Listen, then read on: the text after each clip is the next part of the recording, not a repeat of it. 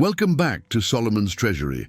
Today, we are not just talking about money, we are talking about legacy. We are talking about a code that has survived for thousands of years. You see, there is a stereotype that exists in every corner of the globe, that Jewish people are exceptionally good at business. The statistics back it up, from Nobel Prizes to the Forbes list.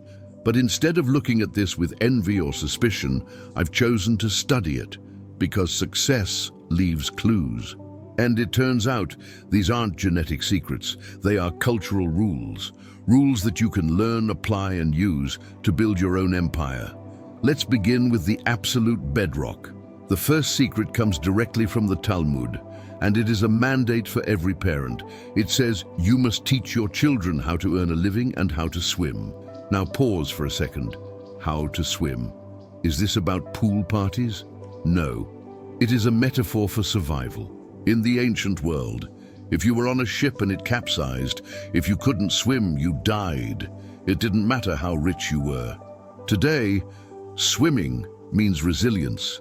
It means, can you survive when the economy crashes? Can you pivot when AI takes your job? But the other half of that rule is even more critical. Teach them a trade. The ancient wisdom is harsh here. It says, he who does not teach his son a trade teaches him to steal. Think about the weight of that. If a young man or woman cannot create value, if they cannot earn their keep, they become a parasite on society. They become desperate, and desperation leads to bad ethics. The wealthiest families don't just leave their kids money, they leave them skills. They teach them how the machine works, so that if they lose every dollar, they can make it all back within a year. This brings us to the second topic, which is the mechanism of commerce itself, honesty. Secret number 2 is, be honest in all your business dealings. We live in the era of the hustle. We see dropshipping scams, crypto rug pulls, and influencers lying about products. It seems like the liars are winning, doesn't it? But look closer. Those wins are temporary. They burn bright and vanish. The ancient rule argues that your reputation is your most valuable asset on the balance sheet. In the old diamond districts of New York or Antwerp, deals worth millions of dollars are shaken on a hand and a phrase, mazel u bracha, luck and blessing. No contracts, no lawyers, just honor. Why? Because if you break your word once, you are out of the network forever. Honesty creates speed. When people trust you, deals happen faster. Costs go down. You don't need to spend millions on legal fees if your partners know you are solid. This rule isn't just about being a good person. It's a ruthless business strategy for longevity. If you want to be rich for a year, lie. If you want to be rich for a lifetime, tell the truth, even when it hurts your wallet in the short term. Because they are the filter. Most people fail in business because they lack one of these. They either have no real skills, they can't swim, or they have skills but no character. They are dishonest. The families that have maintained wealth for centuries, the Rothschilds, the Sassoons, they mastered the basics. They ensured every generation was competent, and they protected their family name as if it were a fragile piece of glass. If you are just starting out, stop looking for the hack. Stop looking for the lottery ticket. Ask yourself, do I have a skill that the market values? And do people trust me enough to pay me for it? If you have those two, you have the foundation to build a skyscraper. Before we move on to the mindset shifts that separate the workers from the kings, I have a small request. We are building a community here at Solomon's Treasury dedicated to uncovering these lost secrets.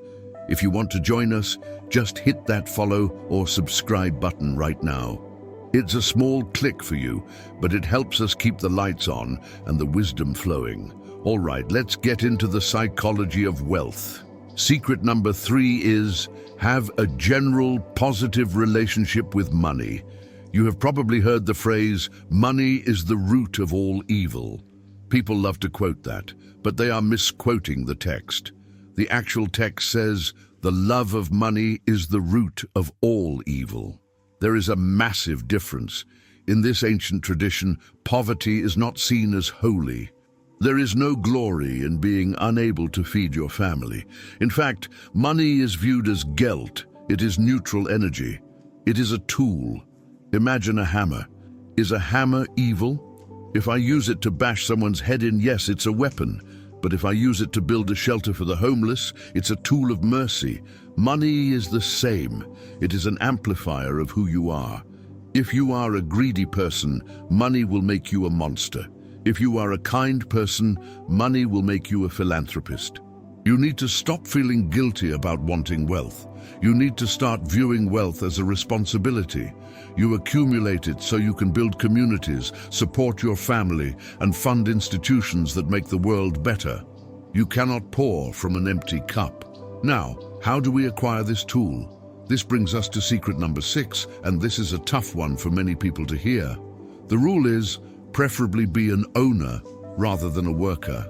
There is nothing wrong with having a job, but the ancient wisdom understands the concept of leverage. When you are a worker, you are trading time for money. It is a linear equation. You have 24 hours in a day. Even if you are a brain surgeon, your income is capped by your time. When you are an owner, an entrepreneur, you disconnect your income from your time. You build systems, you employ others, you create value while you sleep. The wealthiest families push their children towards independence.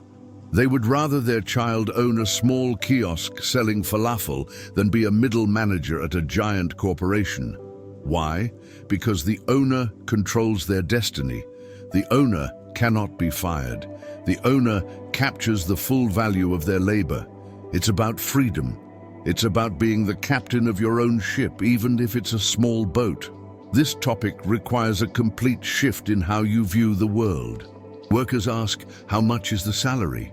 Owners ask, how much is the profit margin? Workers look for security. Owners look for opportunity. It's risky, yes, but the ancient text suggests that the reward is worth the risk. It's better to fail at your own business and learn than to succeed at making someone else rich. Even if you have a 9-to-5 right now, you can apply this.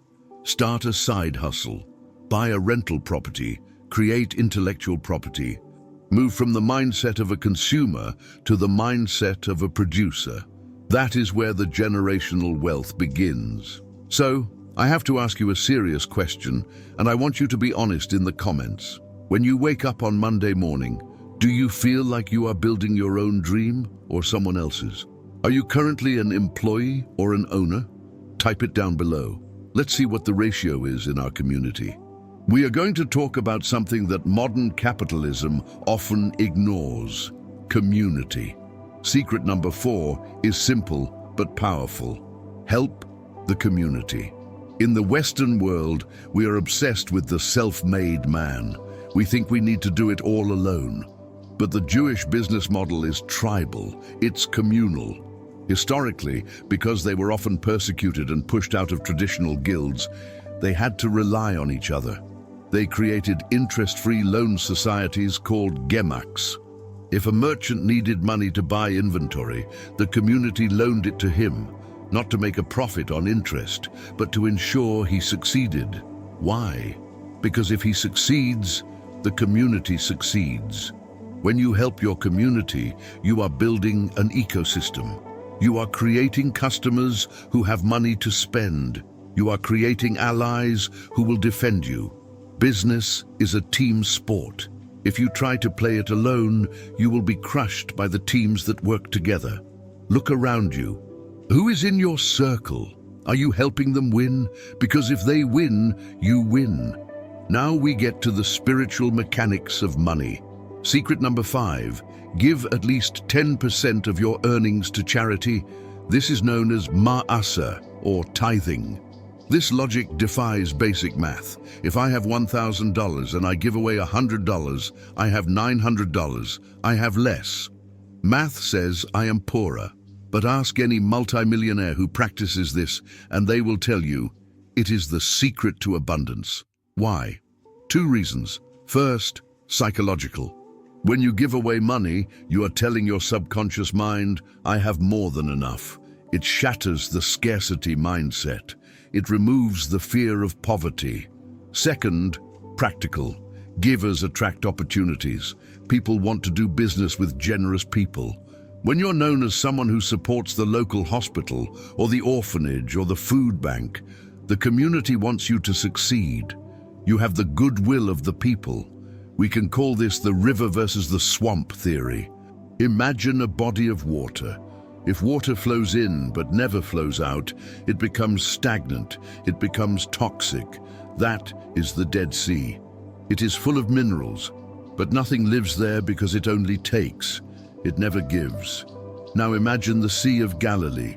Water flows in from the mountains and flows out down the Jordan River. It is full of life, fish, and greenery. Money is called currency because it is meant to flow like a current. If you hoard it, if you stop the flow, it rots. It creates anxiety. But if you open the gate and let 10% flow out to help others, fresh water rushes in to replace it. It is a universal law. You cannot outgive the universe. This is a controversial one for a lot of people. Some say, I'll give when I'm rich. But the rule says you have to give to get rich. What's your take? Do you believe that giving away money actually leads to getting more back? Drop a yes or no in the comments. I really want to know where you stand on this. Now that we're making money and circulating it, how do we keep it? How do we stop inflation or bad luck from wiping us out? Secret number 8 is, in my opinion, the greatest piece of investment advice ever written. It is 1500 years old, from the Talmud, and it says, "Let every man divide his money into 3 parts and invest a third in land, a third in business, and a third let him keep by him in reserve." Let's translate that to modern English. 1-3 real estate, into 3 business or equities, stocks, 1-3 cash. This is the iron triangle of wealth preservation. Let's break down why this specific mix works so perfectly. Real estate is your anchor. It is tangible. You can touch it. Even if the stock market goes to zero, the land is still there. It provides shelter and steady, slow appreciation. It protects you from inflation. Second, business or inventory. This is your engine. This is where you take risks. If you buy merchandise for $1 and sell it for $2, you are making 100% return. This is where you grow your wealth aggressively. Third, cash. This is where modern investors get it wrong. They say, cash is trash because of inflation. But the ancients knew better. Cash is optionality. Why hold 1-3 in cash? That seems like a lot, right? Imagine a recession hits, the market crashes, everyone is panicking. They are selling their businesses and their homes for pennies on the dollar because they have no cash to pay their bills. If you are the person holding that 1-3 cash reserve, you are the king. You can swoop in and buy those assets at a massive discount. You buy low because you had the liquidity when everyone else was illiquid. Warren Buffett does this. He sits on billions in cash, waiting for the right deal. If you are 100% invested in stocks and the market drops 50%, you lose half your wealth. If you are diversified according to this rule, you are stable. One leg stands firm, land, one leg takes a hit, business, and one leg is ready to attack, cash. I am constantly tweaking my portfolio to try and hit this balance. It's hard to keep that much cash doing nothing, right? I'm curious, if you looked at your net worth right now, which of the 3 buckets is the biggest? Real estate, stocks, a business, or cash? Let me know in the comments. We are moving from the technical to the ethical. But make no mistake, ethics is business. Secret number 7 is the golden rule. Don't do to others what you wouldn't want to be done to you. In the brutal world of corporate takeovers and lawsuits, this sounds soft, it sounds naive. But look at the long game. If you are a supplier and you squeeze your buyer for every single cent, eventually they will resent you. The moment they find another supplier, they will drop you. You made a quick profit, but lost a lifetime partner.